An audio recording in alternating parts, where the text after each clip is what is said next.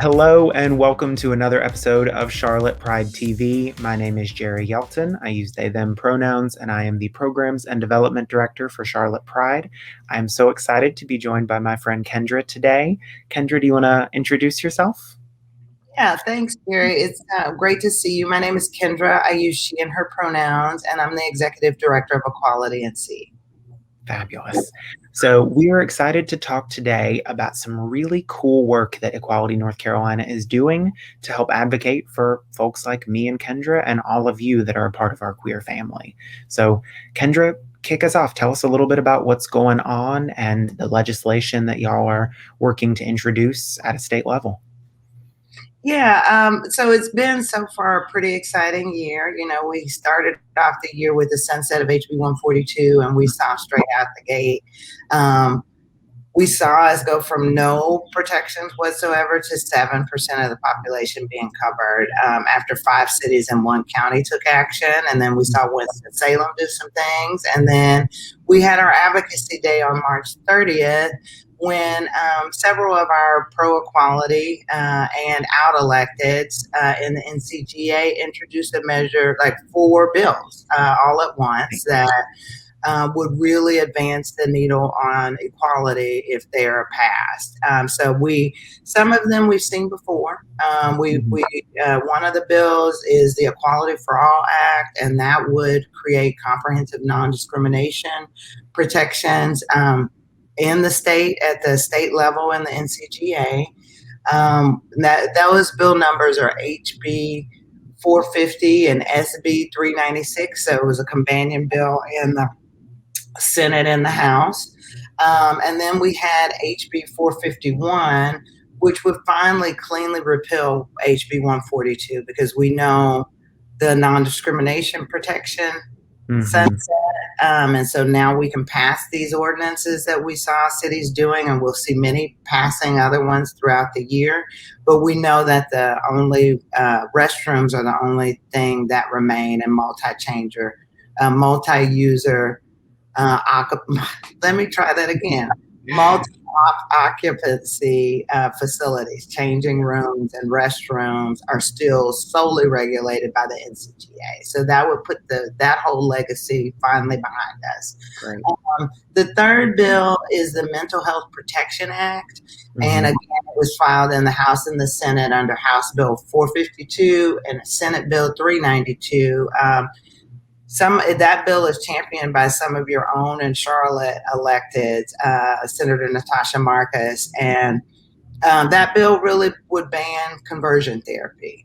So that would be a huge advance. We had an advance last cycle when the governor did an executive order, but we need a complete ban.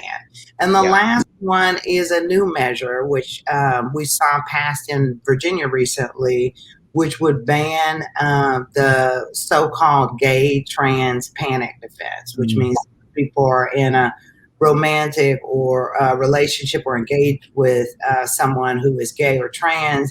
They can no longer use this as a defense for violence or death or, assault against a member of our community. And again, that was introduced by John Autry. So y'all are doing great work there in Charlotte. All 4 of those bills, I think, for us are a good start. They're not everything that we want, but it would be a great start to shifting the needle for equality in the state. That's great. Glad to hear that our folks here in Charlotte and the Queen City are doing us proud. Thanks to those folks. So tell me a little bit about why now? Why is now a moment where we have the momentum to hopefully pass and write these bills into law? Why right now in 2021? Essentially, we now have a super majority of people who are in support of non-discrimination protections for our community, and that's huge. And that's because of all of us who are out.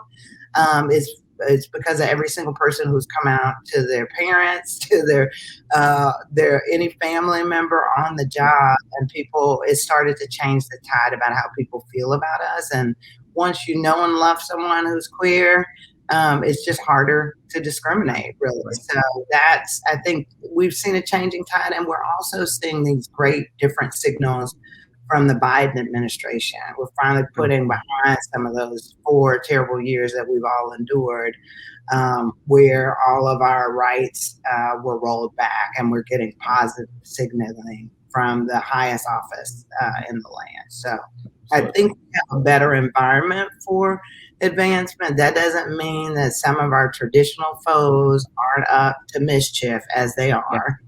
But I think we have a easier playing field and a broader, we've had some shift in sentiment around our community. Okay. On that topic of mischief, there have been some less great bills introduced as of late. Could you tell us a little bit about what those are? Yeah, I mean, essentially, we've had multiple bad bills, but ones that are specifically targeting the LGBTQ plus community are 3 bills that have been filed, 2 just this week. So one was the sports trans bill that would ban youth athletes from participating in the sports that match their gender identity. We know that we have a very small amount of students that are participating. This is actually a solution looking for a problem, but it is what it is. It falls in line with what we've seen nationally. The leading bills nationally are attacking trans youth, unfortunately. The 2 other bills that were filed, one is the health conscious bill, which would allow medical providers to deny essential treatment. It's not even just gender affirming services, which that itself would be horrific, but basic care. So essentially, if a doctor did not want to treat you other than an emergency services, even if it's a life-saving treatment, they could decline. It's plain and simple discrimination and hate. And the last one is, I think, perhaps the most despicable. It would ban gender affirming care for anyone who is 21 and younger in the state, even with parental consent, and would criminalize doctors that are participating in that and parents, right?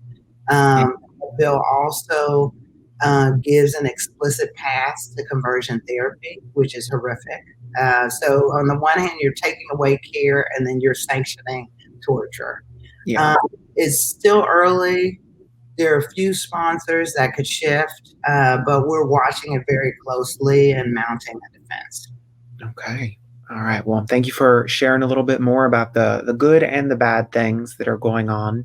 How can folks support and engage with this work, both in opposition to these horrific bills and to lobby in favor of these great protections that help us move closer to a better state for us all? Yeah, well, in prep for the non-discrimination ordinances, we created a portal that is called ncisready.org, where folks can take action. They can take action in support of non-discrimination ordinances in their community, to talk directly to their locally elected officials and let them know they want these protections. Right. They can take action for these 4 great bills that would really reshape the legislative framework supporting our community there. They can take action regarding the Equality Act, which is also in the federal halls of our government, and they can take action against these bad bills there. So it's one-stop shopping for all things equality, ncisready.org, and also just volunteering. I always say, give up your time, your attention, or your talents. So in any way, volunteer with an organization that's working on those. It doesn't need to be Equality NC, although we would love to have you. Donate if you don't have time, and bring other people into the movement so we can stop having to talk about these issues and just enjoy full equality. But it takes all of us to make that happen. Absolutely. Fantastic. Well, thank you so much for sharing a bit more with us today. Always a pleasure talking with you, and make sure you check out the links that were mentioned in this in the comments below and on the screen. And thanks for tuning in for another episode of Charlotte Pride TV. Thanks, Kendra. Bye. Having me. Get vaccinated. Get vaccinated. Yes. Bye. Bye.